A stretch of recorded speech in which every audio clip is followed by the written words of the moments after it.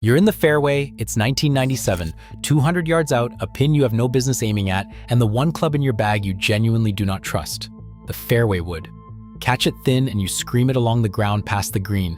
Catch it heavy and you move it a sad 40 yards. The long second shot is the hardest shot in golf, and every weekend hacker in America has quietly made peace with being terrible at it. Then one night you can't sleep, you flip on the TV and a man is holding up a club that looks wrong. Upside down, almost. Squashed.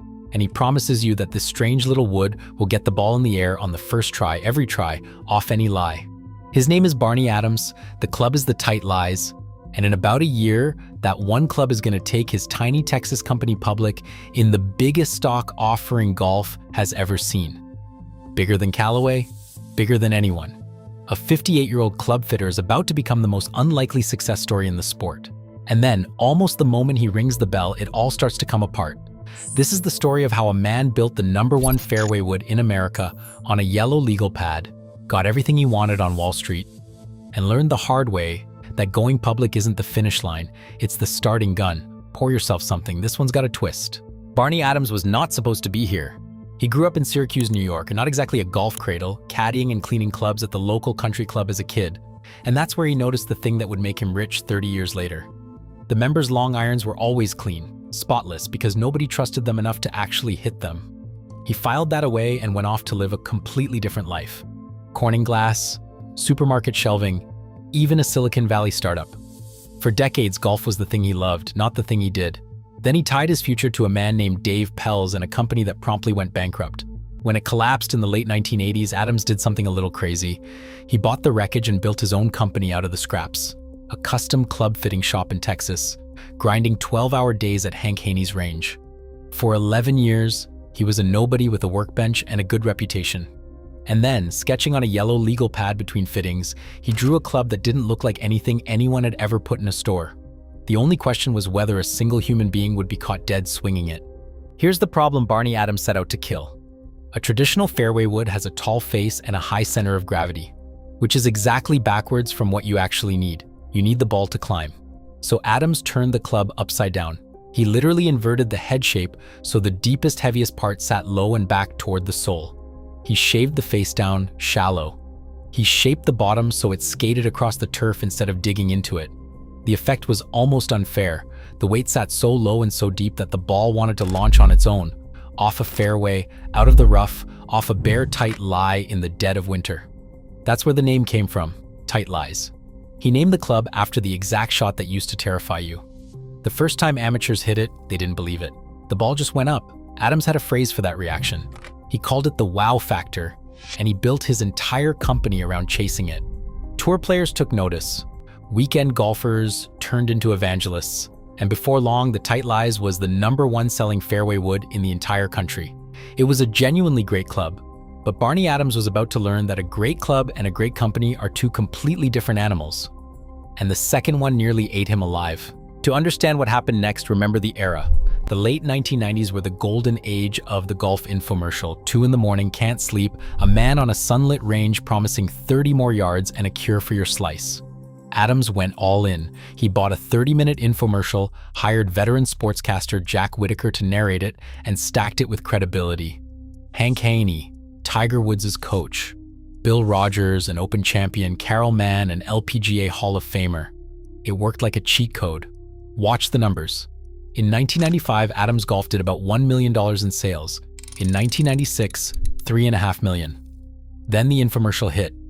And in 1997, sales exploded to nearly $37 million. By 1998, the company was running at an $85 million pace. A man who'd had 18 employees suddenly had 250. In a single quarter, the Tight Lies controlled 27% of the entire fairway wood market. The awards rolled in, fastest growing company lists. Entrepreneur of the Year, Barney Adams, the supermarket shelving guy, was a star. But there was one number nobody wanted to look at. In 1998, the Tight Lies fairway woods made up 96% of everything Adams Golf sold.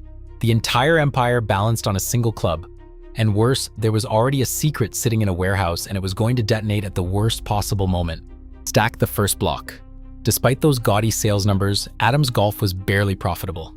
The growth was real, but the money wasn't sticking. They were spending everything to feed the monster. Now the second block, and this one's the killer. Just before the company went public, Adams discovered that Costco, a warehouse discounter he had never authorized to sell a single club, somehow had more than 5,000 tight lies in stock and was dumping them cheap. That's a nightmare on two fronts. It trains customers to wait for a discount, and it undercuts the loyal pro shops that built the brand, and quietly it pumped up the sales figures at the exact moment those figures mattered most. Adams went public about the Costco problem in the summer of 1998 and filed legal action to find out how the clubs got there. But the timing could not have been worse, because all of this, the one club company, the razor-thin profits, the gray market leak, was about to be wrapped in a bow and sold to the public. Now here's where Adams Golf splits off from every other brand that flamed out. Most of them never got the money. Adams got all of it. On July 10, 1998, Adams Golf went public. 5.5 million shares at $16 apiece, underwritten by Lehman Brothers, raising close to $100 million. At the time, it was the largest IPO in the history of the golf equipment industry, bigger than the giants. A club fitter, working out of a bankrupt company's leftovers, had just outraised the entire sport. This was supposed to be the happy ending. The bell, the champagne, a founder worth a fortune on paper. Except an IPO isn't a finish line. It's the moment the clock starts. The second you go public, you don't owe golfers a great club anymore, Deets. You owe shareholders a bigger number every 90 days, forever. And Adams Golf was a one-club company on flat profits, with a gray market leak it had just admitted to in a press release. They didn't ring that bell at the top of the mountain, they rang it at the edge of a cliff. It took about 5 months. In January 1999, Adams Golf warned that its results were going to disappoint. The stock that had launched at $16 began a long, ugly slide toward penny stock territory, and sales fell off a cliff right behind it, from roughly $85 million in 1998 down to $54 million in 1999. Then came the lawyers. Shareholders who'd bought in at the IPO filed a class action suit, alleging the company had hidden the Costco gray market problem and an industry-wide glut of clubs from the very people it asked to buy stock. Win or lose, a securities lawsuit like that drags on for years and bleeds money and attention the whole way. So stack the tower up, Jenga style. A company resting on one aging club, profits that were never really there, a discounter cannibalizing the brand, a stock that had to grow or die, a shareholder lawsuit, and the giants, Callaway, TaylorMade, the whole industry pouring into the easy launch fairway wood category that Adams had basically invented, with bigger budgets and longer runways.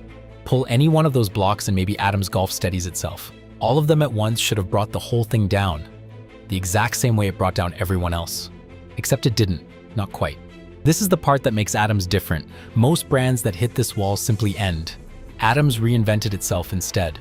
A new CEO, Chip Brewer, took the wheel in the early 2000s and went back to the one thing the company understood better than anybody, making the hardest clubs in the bag easy to hit.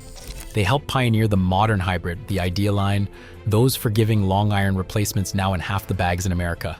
Same idea as the tight lies, new shape. They signed the legendary Tom Watson and became a powerhouse on the Champions Tour. The clubs were winning again. The brand had a pulse, and that survival is what made it valuable. In 2012, the kind of giant Barney Adams had spent his career trying to outsmart came calling. TaylorMade, owned by Adidas, bought Adams Golf for around $70 million, every outstanding share at $10.80. Sit with that arc. A man builds a brand from a bankrupt company's scraps to beat the giants of golf. And his happy ending is selling it to one of them. After the deal, Adams Golf slowly went quiet, folded into a bigger catalog, a respected name that mostly stopped being its own company. So what do we actually make of Barney Adams? He landed fine, better than fine. He stayed chairman right up to that 2012 sale, wrote a book about the whole ride called The Wow Factor, and earned a spot in the Hall of Fame. The man was never the problem. The man was brilliant. And the club, the tight lies wasn't a gimmick that fooled millions. It was the real thing, an honest piece of engineering that genuinely belongs in the conversation with Big Bertha and the Pro V1 as one of the clubs that changed the modern game. The thing that fooled everyone wasn't the club, it was the bell. The idea that the biggest IPO in golf history meant Barney Adams had won. Going public didn't crown a king. It handed his story to people who only ever read one number, and one brilliant club was never going to be enough numbers to keep them happy. Adams Golf didn't fall because it made a bad product. It fell because it made a great one, and then went looking for a finish line in a race that doesn't have one.